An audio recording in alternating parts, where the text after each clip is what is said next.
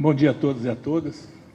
Vou começar não tendo slides, mas quero agradecer a oportunidade, em nome da Fundação Leonel Brizola, Alberto Pasqualini, de poder falar nesse fórum tão importante.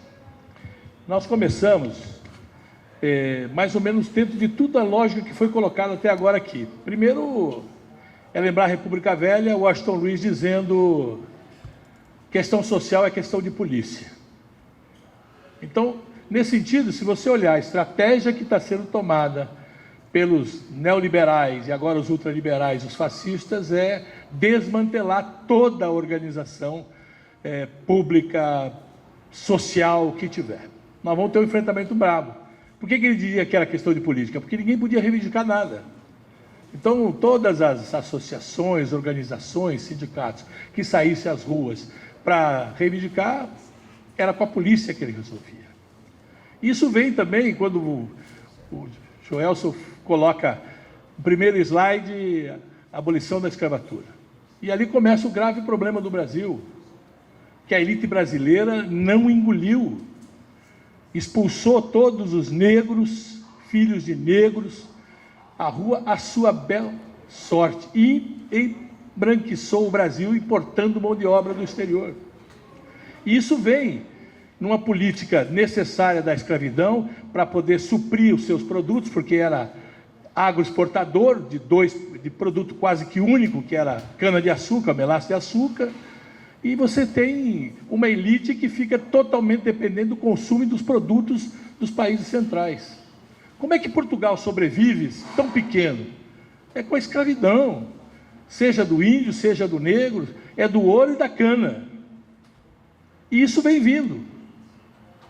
Então, quando o Washington Luiz diz isso, e aí nós do PDT, que temos raízes históricas no trabalhismo, vamos lembrar Getúlio, que em janeiro lá de 30, no seu famoso discurso, ele começa dizendo: não, a questão social não é um caso de polícia. E quando assume lá, em outubro, com a Revolução de 30, um dos primeiros ministérios que ele coloca é o Ministério do Trabalho, Indústria e Comércio, e chama aquele ministério de Ministério Revolucionário. Então nós, que temos raízes trabalhistas, herdeiros de Vargas que somos, nós não podemos nos permitir não analisar o que foi a introdução de Vargas a partir de 30, com toda a extensão da legislação que haviam alguns sindicatos, as duras penas conseguidas, universalizando tudo isso e criando coisas mais. Além de toda a questão da nação, da questão estratégica da CSN, Eletrobras, todas as coisas, eu vi aqui, IBGE, você vai buscar, está lá no início da era Vargas. Mas vamos pensar no salário mínimo, que tanto nós, e eu, atualmente, dos presidentes centrais sindicais, eu acho que eu sou o único que sou signatário do acordo com o presidente Lula, de atualização do salário mínimo, daquela política que venceu em 31 de dezembro agora de 2018, que deu 72% de aumento real.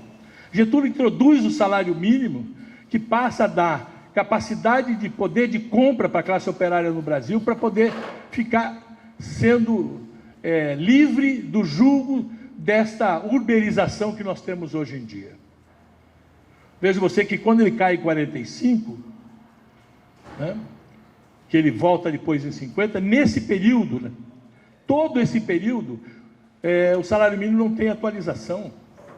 Uma das primeiras coisas que Getúlio faz em 52, né, em janeiro de 51 ou 52, ele duplica o salário mínimo, 215%. Muita gente lembra de João Goulart em 54, dobrando o salário mínimo, que já o FMI fica maluco e ajuda a fazer a sua própria demissão, mas lembra do 100% do salário mínimo, mas não lembra que Getúlio tinha feito, 2 anos antes, o seu aumento de 215%, porque durante todo o governo anterior não tinha tido aumento do salário mínimo, estava congelado. Além de todas as coisas, e quando nós vemos este ano, porque nós ouvimos ao longo da década de 90, mesmo dos anos 2000, toda essa elite carcomida, os herdeiros escravocratas, dizendo que precisava acabar com a era Vargas, acabar com a era Vargas. Isso nós ouvimos cotidianamente. Este governo acentua e nos crava no peito nosso, nós trabalhistas, herdeiros de Vargas, a extinção do Ministério do Trabalho na reorganização. Isso não é sem razão. Quando esquarteja os departamentos, as diretorias do Ministério do Trabalho por outras áreas e transforma, repetindo o que disse lá Washington Luiz, vem o ministro da Justiça dizer, olha, estamos tirando o sindicato das páginas policiais e jogando para a era digital, é a mesma coisa que dizer que efetivamente a questão social é questão de polícia. E o Ministério do Trabalho tem uma importância fundamental. E aí vem tudo isso que nós vimos. A reforma trabalhista, bem lembrada aqui, ela veio destruir toda a estrutura da relação capital e trabalho. A MP 873, que veio discutir aqui a proibição de desconto para os sindicatos, tudo isso, a extinção do Ministério da Justiça classista do Ministério do Trabalho, vem vindo ao longo do tempo tentando destruir a era Vargas, destruir o legado de Vargas, mas, acima de tudo, destruir a organização da classe trabalhadora, que é fundamental num projeto nacional de desenvolvimento. Sem a classe operária organizada, sem os sindicatos organizados, não há projeto nacional de desenvolvimento. Há, pelo contrário, ao que nós estamos chamando hoje de uberização da mão de obra. Se você reparar no crescimento da produção, do aumento da mão de obra, ela ou é trabalho intermitente, ou é autônoma, ou é isso que nós estamos vendo, às vezes até com charges, colocando pessoas com uma mochila nas costas, uma bicicleta, uma moto, tentando dizer que é profissional autônomo, que é um MEI, que é um microempresário, porque no Brasil agora o empreendedorismo é a moda, como se todos nós pudéssemos ser empreendedores e solução. Na verdade, quando essa questão do trabalho, e você tem ao longo de 14 milhões de desempregados, 5 milhões daqueles que estão desalentados, aqueles que já desistiram de procurar emprego, e mais não sei quantos ditos na economia informal, é óbvio que toda a estrutura do Estado vai abaixo. Não há financiamento para a saúde, em que pese todas as falácias que aqui foram colocadas. Ninguém lembra sequer que 10 anos, de 2005 a 2015, a Seguridade Social teve um superávit de 500 bilhões de reais. Não se fala o que foi feito com esse dinheiro. Foi retornado para o Tesouro. Não guardou nem para a Previdência, nem para a assistência e nem para a saúde. E diz que tem déficit. Não se cobra aquilo que está dito que as empresas devem tanto para a Previdência, dá lá mais 490 bilhões. Tudo isso junta-se num processo de desestruturar e deixar que a gente volte a ser colônia. Ou seja, você tem aqui um país que não se industrializa, um país que só vai viver de importados. Esse acordo agora Mercosul-UE é típico disso. Ao mesmo tempo que se assina um acordo de cooperação internacional, que aparentemente parece uma coisa muito boa, mas os produtos que nós exportamos é só produto primário, grãos, que estão sendo pulverizados com produtos, né, que são proibidos na União Europeia. Então, serão vetados pela União Europeia na sua compra, mas os seus produtos poderão vir. Ou seja, há uma entrega total. E nessa questão do trabalho, ou nós, e aí vem a necessidade da união, da unidade dos partidos progressistas nesse enfrentamento, porque depois da reforma trabalhista, depois da reforma previdenciária, vem agora uma reforma sindical.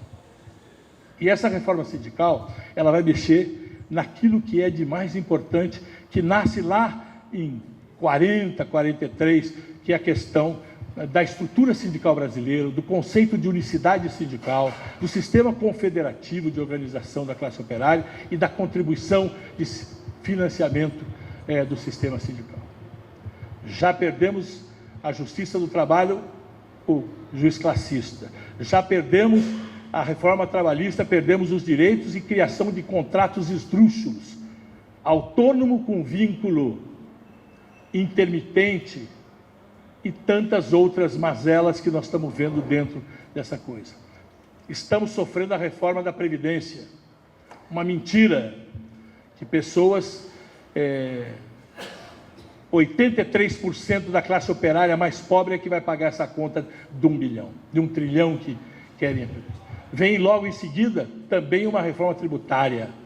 Mas essa da reforma sindical, que começa a querer introduzir o pluralismo sindical, que para nós, herdeiro de Vargas, PDT, somos contra o pluralismo sindical, somos pela unicidade sindical, defendemos ainda a manutenção de uma contribuição compulsória para financiamento das entidades sindicais, para que ele possa se manter, porque o tripé da organização sindical, e infelizmente muitos partidos políticos, muitos dirigentes partidários, parlamentares, seja da Câmara, do Senado, estaduais ou municipais, não conhecem o funcionamento da estrutura sindical.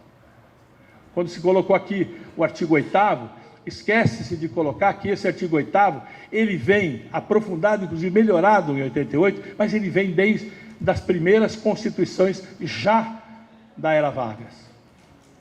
Na de 46, se você for ver que foi colocado como antes de 88, foi a Constituição mais democrática que o Brasil já teve, lá consta a estrutura sindical, o modelo de unicidade sindical e o modelo da contribuição compulsória. Porque é assim que funciona. Se nós representamos toda a categoria tem que financiar isso.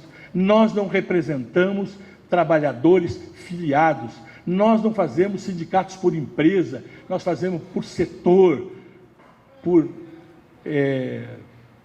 área de atuação metalúrgico, químico, ou por categoria diferenciada, farmacêuticos, engenheiros, médicos. Ou seja, essa estrutura, eles vêm agora atacar profundamente, para acabar de vez com a possibilidade da organização dos trabalhadores, de junto ajudarem efetivamente a construir um projeto nacional de desenvolvimento, que é o que vai amarrar todas as coisas. Porque quando você olha, a única coisa que eu não vi aqui em todas as coisas que foram colocadas foi a questão financeira. 50% do orçamento da União é para pagar juros da dívida, é para pagar a dívida.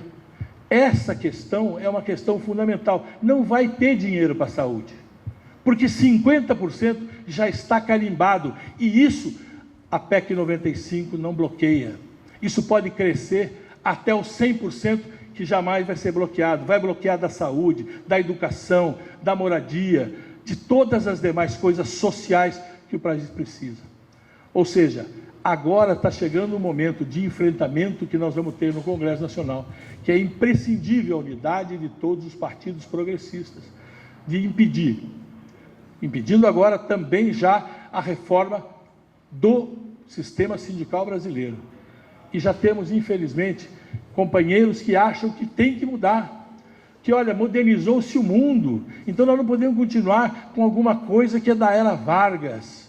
Não é porque é da era Vargas, é que moderno é defender a classe operária, defender o trabalhador, porque nós não temos as contrapartidas de penalizar o patronato com crime contra a organização sindical, não temos condição de fazer um enfrentamento cada vez mais fragilizados com um exército de desempregados, para aqueles que possam fazer uma paralisação, um enfrentamento, porque sabe que se assim o fizer, vai perder seu emprego.